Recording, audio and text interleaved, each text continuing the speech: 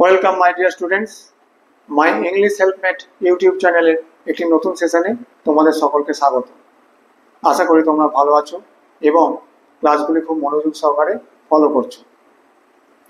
English grammar সিরিজের আগের ক্লাসে আমরা নাউনের বিভিন্ন ক্যাটেগরি নিয়ে আলোচনা করেছি।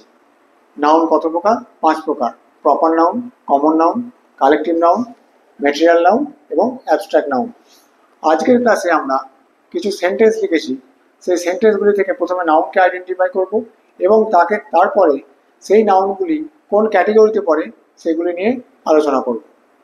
চলো তাহলে শুরু করা যাক। প্রথমে আমি যে সেন্টেন্সগুলি লিখেছি সেই সেন্টেন্সগুলি তোমরা খাতায় নোট করে নাও।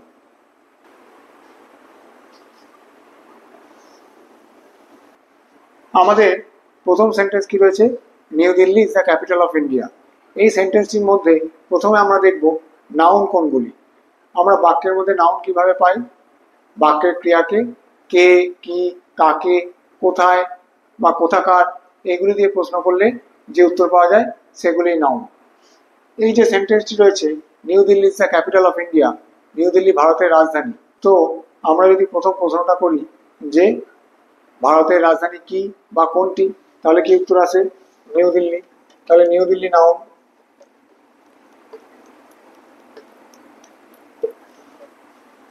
নিউ দিল্লি ভারতের কি? ক্যাপিটাল, রাজধানী, তাহলে এটিও একটি নাউন। আর নিউ দিল্লি কোথাকার রাজধানী? ইন্ডিয়া, তাহলে ইন্ডিয়াও একটি নাউন। তাহলে এই সেন্টেন্সটির মধ্যে 3টি নাউন রয়েছে। এবার আমরা দেখব কোনটি কোন ধরনের নাউন। নিউ দিল্লি একটি শহরের স্পেসিফিক নাম। সিটি যদি সাধারণভাবে বোঝায় তাহলে সেটি হবে কমন নাউন।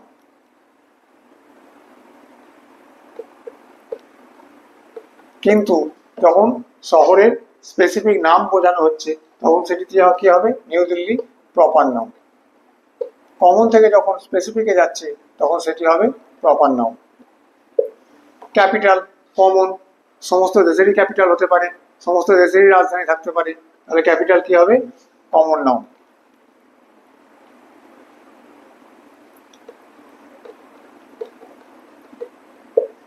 আর ইন্ডিয়া আমাদের দেশের স্পেসিফিক নাম, তাহলে অবশ্যই প্রপার নাউন।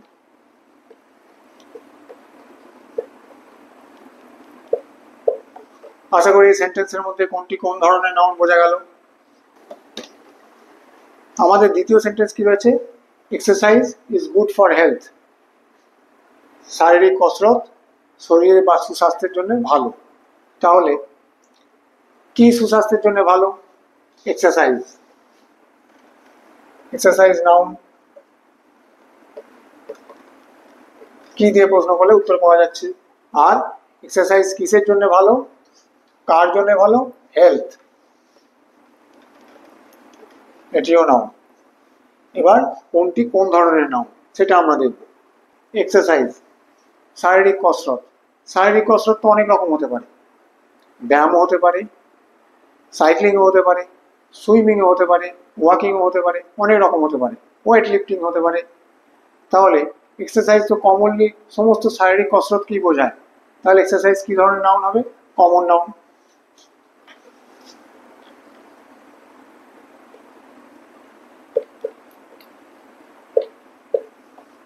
হেলথ সুস্বাস্থ্য।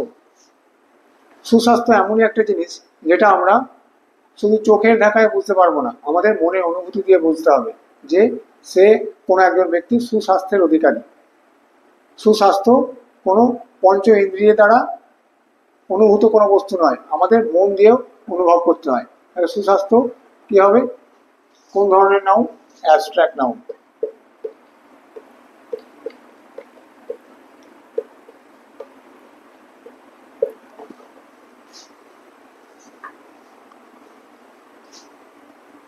বোঝা গেল? আমাদের 3 নম্বর সেন্টেন্স কি রয়েছে? People are curious about the economic growth of the country.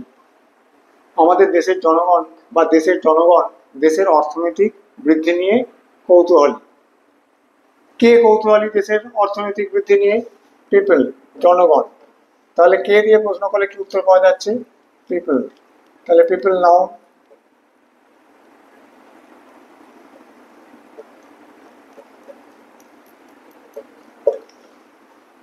আর জনগণ কি নিয়ে, দেশের কি নিয়ে আগ্রহী বা কৌতূহলী? Growth, economic growth. Economic adjective, growth মানে বৃদ্ধি। দেশের অর্থনৈতিক বৃদ্ধি নিয়ে জনগণ কৌতূহলী। তাহলে গ্রোথ নাউন।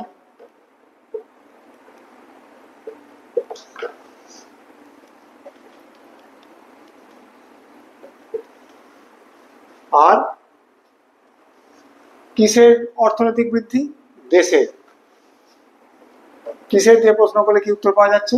কান্ট্রি বা দেশ। তাহলে তিনটি নাউন পাওয়া গেল। এবার পিপল, জনগণ, আমরা কি জানি? কালেকটিভলি সমস্ত জনগণকে বোঝাচ্ছে, তাহলে পিপল কালেকটিভ নাউন।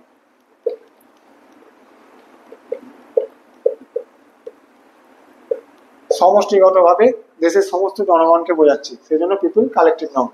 গ্রোথ, বৃদ্ধি। বৃদ্ধি আমরা অনুভব করি। বৃদ্ধি এমন একটা জিনিস আমাদের পঞ্চ ইন্দ্রিয়ের দ্বারা স্পর্শ করে বোঝা যায় না বা দেখে বোঝা যায় না, যেটা আমাদের মনের অনুভূতি দিয়ে বুঝতে হয়। তাহলে বৃদ্ধি বা গ্রোথ কি নাউন হবে? Abstract noun.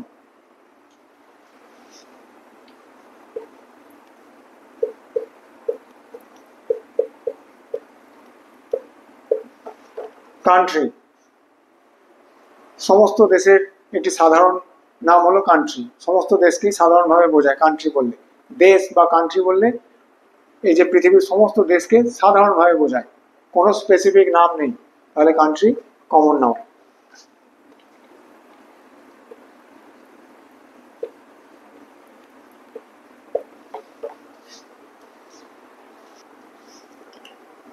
আমাদের 4 নম্বর যে সেন্টেন্স রয়েছে সেটি হলো Mount Everest is the highest peak in the world. পৃথিবীর মধ্যে সর্বোচ্চ শৃঙ্গ হলো মাউন্ট এভারেস্ট। তাহলে আমরা যদি জিজ্ঞাসা করি পৃথিবীর সর্বোচ্চ শৃঙ্গ কি? Mount Everest. তাহলে মাউন্ট এভারেস্ট কি? একটি নাউন।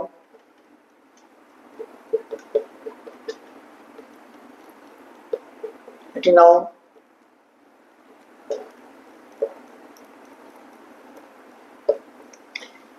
মাউন্ট এভারেস্ট কি? পৃথিবীর সর্বোচ্চ শৃঙ্গ। শৃঙ্গ, পিক, এটিও একটি নাউন। মাউন্ট এভারেস্ট কি? পৃথিবীর কি? সর্বোচ্চ শৃঙ্গ। কি দিয়ে প্রশ্ন করলে এই পিক উত্তরটা পাওয়া যাচ্ছে। মাউন্ট এভারেস্ট কোথাকার সর্বোচ্চ শৃঙ্গ? দা ওয়ার্ল্ডের, আমাদের পৃথিবী। দা ওয়ার্ল্ড, দা আর্টিকেল আর ওয়ার্ল্ড, দা আর্টিকেল বা ডিটারমিনার, আর ওয়ার্ল্ড আমাদের পৃথিবীকে বোঝাচ্ছে। World noun. এই ওয়ার্ল্ডটিকে নিয়ে আমরা একটু আলোচনা করব। ওয়ার্ল্ড কথাটা একটু কনফিউজিং হবে এখানে। কোনটি ওয়ার্ল্ড কমনও হতে পারে, আবার প্রপারও হতে পারে। বেশ, আগে আমরা এটা দেখে নিই। মাউন্ট এভারেস্ট একটি শৃঙ্গের নাম, স্পেসিফিক্যালি বোঝাচ্ছে। তাহলে মাউন্ট এভারেস্ট কি হবে? Proper noun. যেহেতু শৃঙ্গের স্পেসিফিক নাম। পিক, পিক কথাটি কিন্তু শৃঙ্গকে, সমস্ত শৃঙ্গকে কমনলি বা সাধারণভাবে বোঝাচ্ছে। পিক বললে আমরা মাউন্ট এভারেস্টও বুঝতে পারি, গডউইন অস্টিনও বুঝতে পারি, কাঞ্চনজঙ্ঘাও বুঝতে পারি। সব রকম সব শৃঙ্গকে সাধারণভাবে কমনলি বোঝাচ্ছে। তাহলে pick common noun.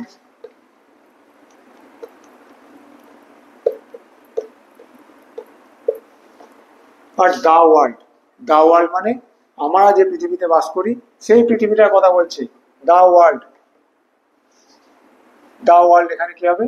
Proper noun. এই ওয়ার্ল্ড কথাটিকে নিয়ে আমরা একটু আলোচনা করব বলেছিলাম। এবার দেখো, আমি একটা অন্য সেন্টেন্স লিখছি।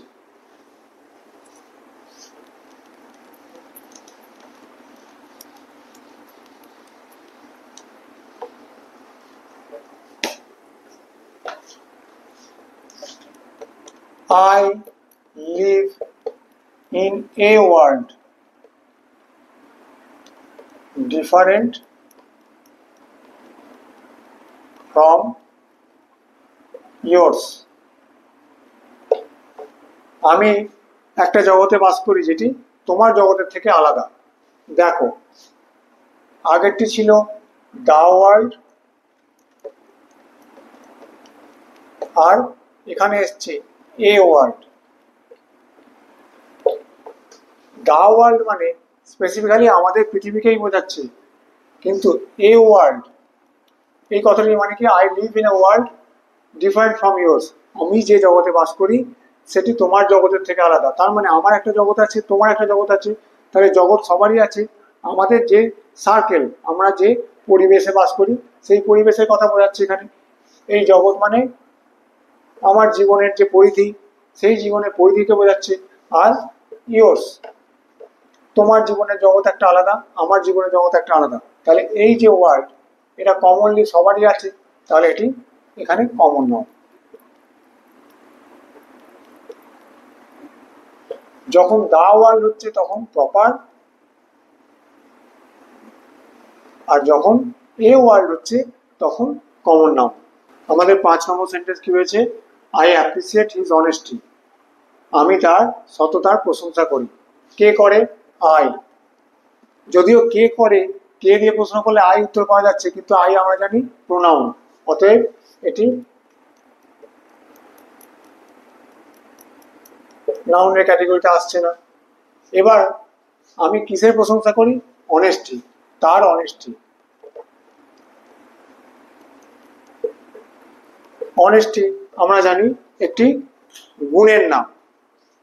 গুণ, দোষ এগুলি অ্যাবস্ট্রাক্ট নাউন, যেটি কিনা আমাদের পঞ্চ ইন্দ্রিয় দিয়ে বোঝা যায় না, কিন্তু মন দিয়ে বোঝা যায়, যেটা আমাদের ষষ্ঠ ইন্দ্রিয়। তাহলে অনেস্টি কি হবে? Abstract noun.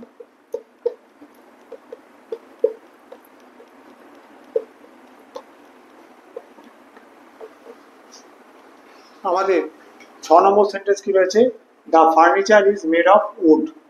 এই যে আসবাবপত্রটি সেটি কাঠের তৈরি। কোনটি কাঠের তৈরি? এই আসবাবপত্রটি। তাহলে the furniture noun, the determiner,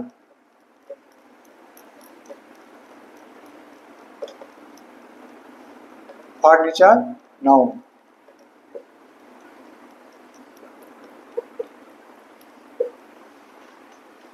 আর এই ফার্নিচার বা আসবাবপত্র কি দিয়ে তৈরি? কাঠ দিয়ে তৈরি। তাহলে দুটি নাউন পেয়েছি। এবার জানবো যে ফার্নিচার আর উড কোন ধরনের নাউন। ফার্নিচার আসবাবপত্র। আসবাবপত্র মানে চেয়ার, টেবিল, খাট, আলমারি সবকিছু হতে পারে। তাহলে একটি এটা জেনারেল নাম, কমন নাম। তাহলে ফার্নিচার কি হবে? Common noun.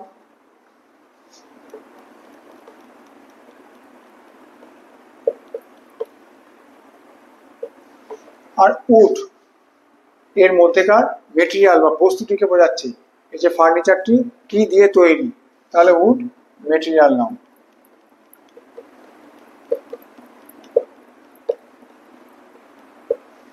কাঠ দিয়ে তৈরি।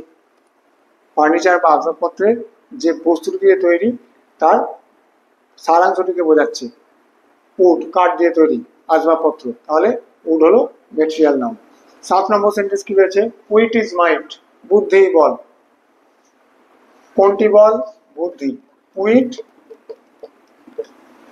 আর বুদ্ধি কি? বল। মাইন্ড। বুদ্ধি কি? বল। মাইন্ড। তাহলে দুটি নাউন।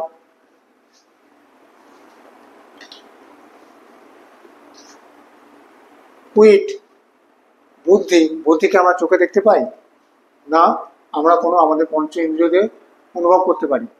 পঞ্চ ইন্দ্রিয় দিয়ে আমরা দেখতে পাই না বা অনুভব করতে পারি না, যেটা আমাদের দিয়ে বুঝতে হয় সেটা হলো ষষ্ঠ ইন্দ্রিয় বা মন দিয়ে। তাহলে উইট কি? Abstract noun.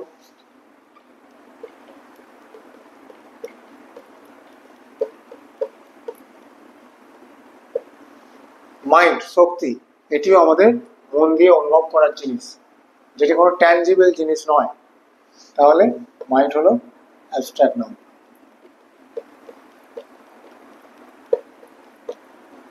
আমাদের 8 নম্বর সেন্টেন্স কি রয়েছে? The students are playing football with their teachers. ছাত্ররা তাদের শিক্ষকদের সঙ্গে ফুটবল খেলছে। কারা ফুটবল খেলছে? The students. কারা দিয়ে প্রশ্ন করলে কি উত্তর পাওয়া যাচ্ছে? The students. তাহলে স্টুডেন্টস নাউন। আর ছাত্ররা কি খেলছে, কি দিয়ে প্রশ্ন করলে কি উত্তর পাওয়া যাচ্ছে? ফুটবল। ছাত্ররা কাদের সঙ্গে খেলছে? তাদের টিচারদের সাথে। তাহলে কি উত্তর পাওয়া যাচ্ছে? টিচার। তাহলে 3টি নাউন রয়েছে। এবার দেখব স্টুডেন্টস। স্পেসিফিক কোনো স্টুডেন্টের নাম নেই, জেনারেলি সমস্ত স্টুডেন্টকে বোঝাচ্ছে। তাহলে স্টুডেন্টস কমন নাউন।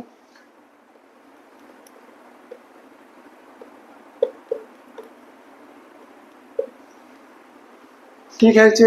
ফুটবল একটি খেলার স্পেসিফিক নাম। তাহলে ফুটবল কি? Proper noun.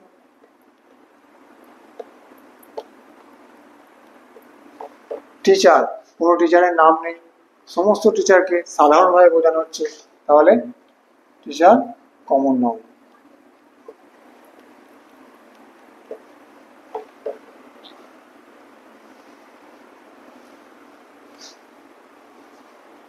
আশা করি বোঝা গেল।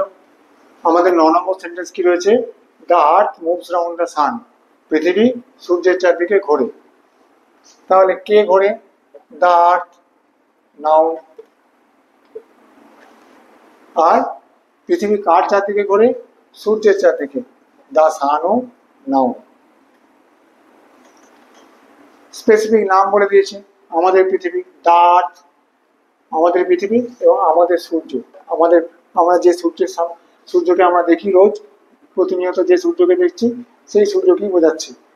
অন্য তারামণ্ডলে অন্য সূর্য থাকতে পারে, সেখানে অন্য গ্রহ থাকতে পারে, কিন্তু স্পেসিফিক্যালি এখানে আমাদের পৃথিবী এবং আমাদের সূর্যের কথাই বলা হয়েছে। তাহলে দ্য আর্থ এখানে প্রপার নাউন এবং দ্য সানও প্রপার নাউন।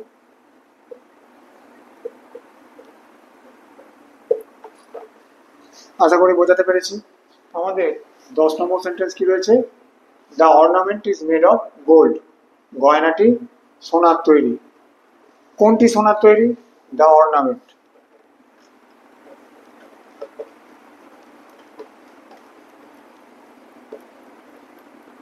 তাহলে দ্য অর্নামেন্ট নাউন। আর অর্নামেন্ট বা গয়নাটি কিসের তৈরি? গোল্ড। তাহলে গোল্ড সেটিও নাউন।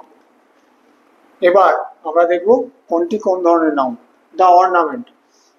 অর্নামেন্ট বলতে জেনারেলি সমস্ত ornament, earring, nose ring, bangles, সমস্ত কিছুকে বোঝাতে পারে। কোন অর্নামেন্ট বলেনি।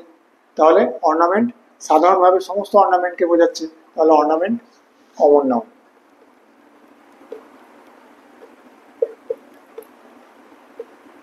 আর গোল্ড অর্নামেন্টের মধ্যেকার বস্তুটিকে বোঝাচ্ছে। তাহলে গোল্ড কি হবে? Material noun.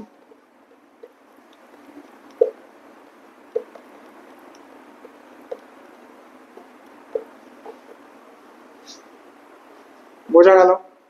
আজকে এই যে 10টি সেন্টেন্সের মাধ্যমে আমরা নাউনের ক্যাটেগরি নিয়ে আলোচনা করলাম। প্রথমে নাউনগুলিকে চিহ্নিত করলাম এবং তারপরে নাউনগুলি কোন ক্যাটেগরিতে পড়ে সেগুলি নিয়ে আলোচনা করলাম। আশা করি তোমরা সকলে বুঝতে পেরেছ। এরপরেও যদি কোনো ডাউট থেকে থাকে অতি অবশ্যই কমেন্ট করে জানিও। আর ক্লাস যদি ভালো লেগে থাকে অতি অবশ্যই চ্যানেলটিকে লাইক এবং সাবস্ক্রাইব করবে।